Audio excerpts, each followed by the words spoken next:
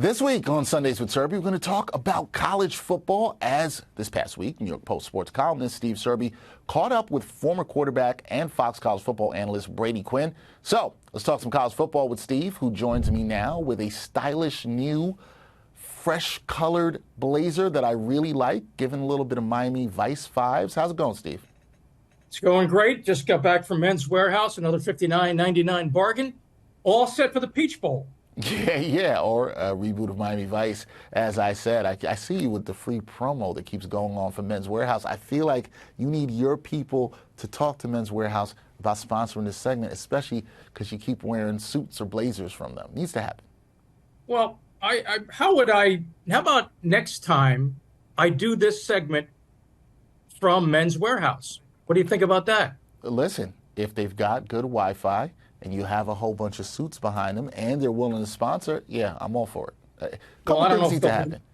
We'll try to give them a nudge to try to sponsor us, but me being there physically might help. Or it might hurt. It might hurt, too. True. Very true. All right, let's talk some... Hey, what do you mean by that?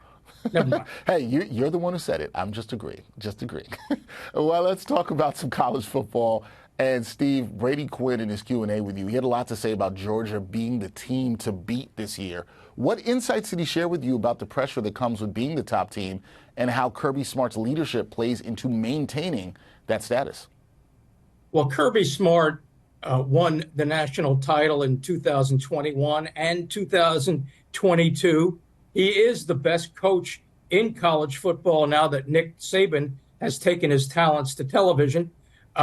Kirby Smart knows how to win, knows how to build a program, and has arguably the best quarterback in college football in Carson Beck, who he believes, who Mr.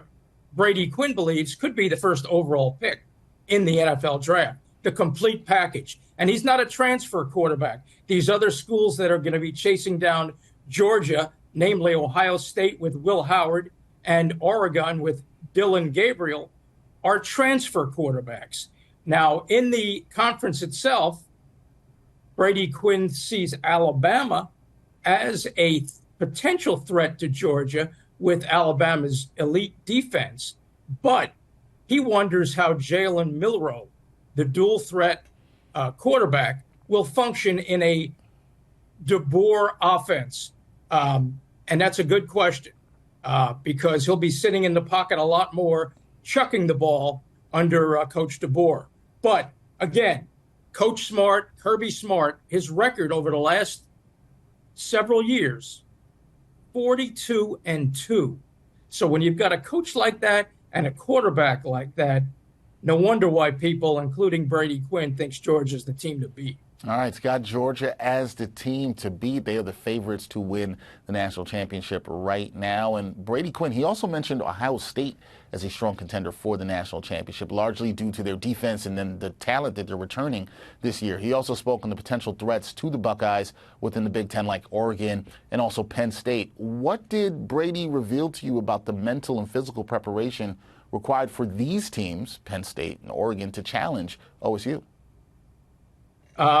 Well, Oregon has the talent, he believes, to match up with Ohio State. And Penn State has a quarterback, a big quarterback, Drew Aller, who reminds him of Big Ben Roethlisberger. Penn State also has a new creative offensive coordinator in Andy Kotelnik, I think I pronounced that right, and a new defensive coordinator in Tom Allen, who has moved Abdul Carter to an edge position where he can wreak havoc and maybe be a double-digit sacker.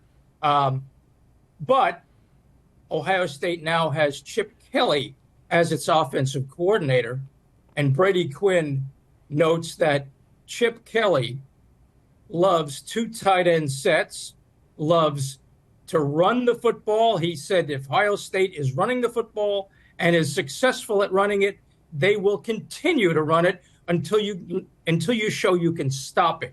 Now, the old bugaboo about Ohio State and Ryan Day was finesse. They're a finesse team. Michigan would bully them. But now this is a very physical Ohio State team, and that's why they are the team to beat in the Big Ten. Now, Brady Quinn also says, in his opinion, there are 9 or 10 teams in this expanded playoff field that could win it all, with Georgia, of course, at the top.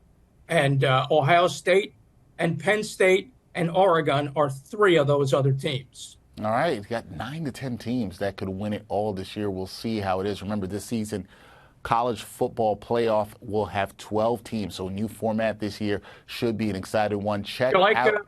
Like the format? You like the format? You know what's funny? Initially, I didn't. I was hoping they had it at 8 and not 12. At first, I thought there was too many teams, but I've come around to it, and I'm excited to see some teams that normally wouldn't get to play in the postseason will get to play. And I think it's good to have bowls that mean something, because most of these bowls don't mean anything at all whatsoever. So, yeah, I like it. Brady Quinn would like 16. He'd love to see it even be more inclusive than 12. I can't blame him.